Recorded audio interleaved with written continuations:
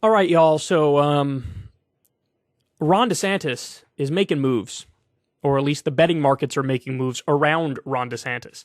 So, we're going to talk about this a little bit here. I got this video from Breaking Points. You're about to see the inception of YouTubing. You know the movie Inception? They're going to show a tweet of mine and talk about it, and I'm covering them covering me. How deep can this go? Let's go into the next part here, which is also interesting in terms of the betting markets. Put this up there on the screen. Ron DeSantis, now officially the betting favorite in the 2024 GOP primary. Kyle Kulinski, go ahead and screenshotting that. Holla. You know Trump is hating that. Oh, he's very upset about it. So guys could see here, DeSantis 36 cents, Trump 30, Haley 5, Pence 5, Pompeo 3, Romney 3, Tom Cotton 3, Tim Scott 3. I'm not liking that part. That being said, I think that this is all just captures, again, the level of hysteria. And I just want to reiterate, which is, to me, this actually just showed the level of grip that Trump still has on the party. I mean, Fox, sure, they may have said a few bad things about him. They may have said, So what they're referring to is the reaction from all of the big-name political players, whether they be politicians or media figures.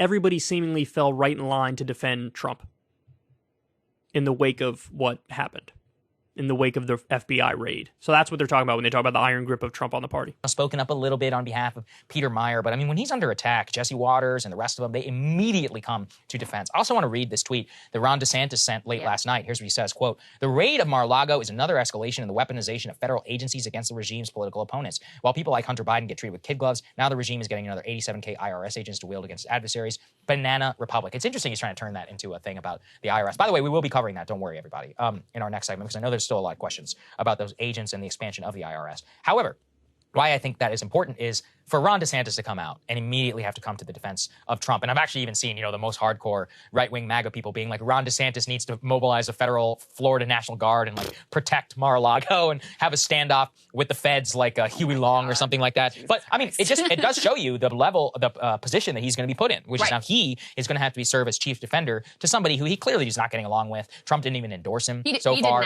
He didn't ask for his endorsement. Exactly. So there is a lot of consternation, I think, amongst those people. I do think there is a level of 5D chess that some GOP elites are trying to play, which is, actually, all of this is good because if we can take Trump out, then we will eventually be able to move on to Ron DeSantis. I mean, there's just no real reason. Yeah, I mean, that is what the GOP elites want. There's no doubt about it.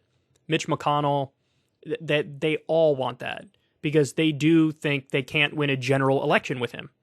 So they want him gone. And he's also just a pain in the ass to fucking deal with, and he throws everybody under the bus if they don't immediately fall in line behind him. So they do want him gone. So they're secretly cheering on the January 6th committee, just like Ron DeSantis is. Now, DeSantis came out and put out a statement that was pro-Trump in the wake of what happened with the FBI raid, but secretly he's loving it. He's loving it. And while the political figures and the media are falling in line to defend Trump, which is definitely happening on the right, I do think the betting markets are indicative of the real sentiment in the country, which is, look, nobody fucking wants the FBI investigating them and doing a warrant, a search, raiding them. Nobody wants that. Did it help Hillary Clinton when she was under FBI investigation? No. Is it going to help Donald Trump? No. Regardless of what happens here on out. More politically toxic by the day. More and more and more, to the point where Fox News has showed videos of people who were at a Trump rally in Arizona, or just around the rally in Arizona, and they were saying, look, I like Trump, I voted for the guy twice, but what do you want me to tell you? I think he's just a little too toxic, and he's not going to be able to get, the swing voters, so we need DeSantis. So I think the betting markets are more indicative of the normie American at this moment right now. In the polls, Trump is still up, but it's been dwindling more and more and more and more and more. Of the law and I just think the level of chaos that Trump injects into the system, as long as he breathes air, he's the leader of the GOP. I just don't think that and the only person who can take him out is himself, to say, you know what, I'm not going to run again. Given his ego, that's just not going to forget about it. I just don't think I don't know if I agree with that. I think that there's the conventional wisdom used to be there's no way Trump could even win the presidency. This is 2015, 2016. People laughed at him. Even after he won the first 2-3 contests, people were like, yeah, now we've hit peak Trump. He's going to peter out. It's going to be like Marco Rubio or Jeb Bush or whoever, fill in the blank, right? That was the conventional wisdom, and people were so sure of it. And then it turned out that was wrong. And for a long time, I was a proponent of the Teflon Don theory. I was one of the chief proponents of it, because he always just seemed to get away with everything he fucking did, right? I'm agnostic now. I think it's certainly possible that he could lose. I certainly think it's possible. It's just now the conventional wisdom is flipped, and now he can never under any circumstances be taken down by anything. I don't believe that. Anybody can be taken. Andrew Cuomo went down in New York. The Cuomo family was a fucking juggernaut dynasty, and they went down. So, and by the way, Letitia James, who took down Andrew Cuomo, was also investigating Trump for 15 years of tax fraud and bank fraud and insurance fraud. So there's that too. So it's not. I don't think that's settled, man. I don't think that's settled. I'm just agnostic on the question. He is the favorite in terms of the polls. But the betting markets are changing. The FBI investigation is going to bring down his numbers even more. We got a ball game now, folks. We got a ball game. I could even see a scenario where he's running for president from the jail cell. 100%. If it ever gets to that, absolutely. I could imagine that. I really could. And yeah, I mean, that DeSantis tweet just shows you he immediately bent the knee. I mean, he immediately went all in. So I understand why she's saying he bent the knee, because it was a pro-Trump tweet. But DeSantis is still plotting. He's still scheming. He still wants to be president. He still wants to run. Right now, he sees his lane as like mildly pro-Trump, but I will try to distinguish my own brand. Look, I could easily see a situation, Republican primary, where a bunch of people run. In fact, we reported that a bunch of them are saying, I'm going to run even if Trump runs, right? And Trump is very likely to win that, but nothing's set in stone. And it is, look at what Youngkin did in Virginia. Did Youngkin win by cuddling up to Trump? No.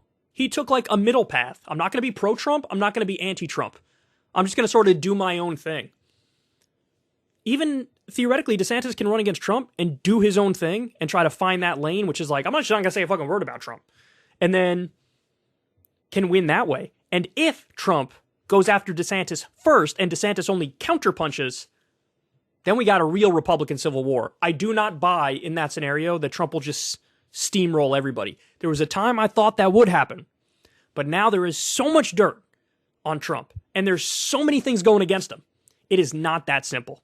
It is not as simple as, he's just going to steamroll all of them like fucking Little Marco and Jeb, and like he did in 2016. It ain't 2016, dog. It is not 2016. Right. On the Trump preferred narrative about what this is and what it means. So to imagine this guy trying to take Trump out and levy sufficient criticism and critique of why the party should move on from Trump and why they should go with him instead, I just don't see it. I've never seen it. It's not, look, and Crystal and I have had this conversation a lot off air too. I'm not as convinced as her that you have to be, I'm against Trump and pick me because I'm against him and he's bad. You don't have to do that. When Bernie ran in 2016, he didn't lay a fucking glove on anybody who was in the Democratic primary with him. He just said, here's what I'm in favor of. And he talked about that. But then if anybody came after Bernie, he would counterpunch. DeSantis can do the same thing. Here's what I'm about. Here's what I'm for. Here's how I'm different, blah, blah, blah. And then if Trump comes after me or Mike Pompeo comes after me or whoever, then you counterpunch and you hit back. And people know the difference between, are you being the offensive jerk-off or are you just defending yourself here? And oftentimes it's the person who's more defending themselves versus going on the offense who ends up winning. You have to be smooth in the process of it and come across as likable, etc. But I don't buy this notion that in order to take down Trump, you have to slit Trump's throat and get the rest of the GOP to turn on him. It's not, I don't think it's that straightforward. Now, having said all that, Trump is still the favorite in the polls. And Trump, he's earned that position, let's just say. But again, there's a trend. The trend is down, down, down, down. So I'm just not as convinced as they are. They seem very convinced, it's a given. Trump's going to win the Republican primary and he's going to win the presidency. There was a time, or at least that he's going to win the primary, they're saying, I believe. There was a time when that was definitely the case. There's more things coming out by the day that lead you to believe, actually, it's an open question. Actually, the correct position on that is to be totally agnostic. Don't see it. I think everything that we've seen in terms of the immediate reaction, and I mean instantaneous reaction to this series of events, look, it would have been very easy to say, which actually Chuck Schumer said on Rachel Maddow's show last night, I don't have the facts, and I think it's irresponsible. Yeah, he kept no comment. Yeah, he said, no comment. I don't know the facts. I think it's irresponsible to issue a judgment, given how little we know at this point. Very easy for DeSantis, for anybody on Fox News, for any media figure, any elected official to say the same exact thing. I'm going to wait and see what the facts are because it's irresponsible. But that is not what they did. Instead, they immediately are all lockstep by his side. Certainly, this continues to sort of harden his grip on the party and force them to demonstrate their continued loyalty to him. No, see, again, but it's just the base now. and that number's dwindling. In 2016, Trump ran, he got 9% of Democrats to vote for him. Those fucking 9% are gone, gone, gone, gone, gone. Independents have no interest in Trump whatsoever. A large and growing percentage of the Republican Party now is like, I don't know, man, there's just too much going on here. I gotta divest. So yes, his base will become more and more hardened in their support, but all he has is that base, and it's dwindling. All he has is that. The normies, think about the normies. Think about the average person, right? When they see somebody's under FBI investigation, they're like, damn, son, where there's smoke, there's fire. That's what happened with Hillary.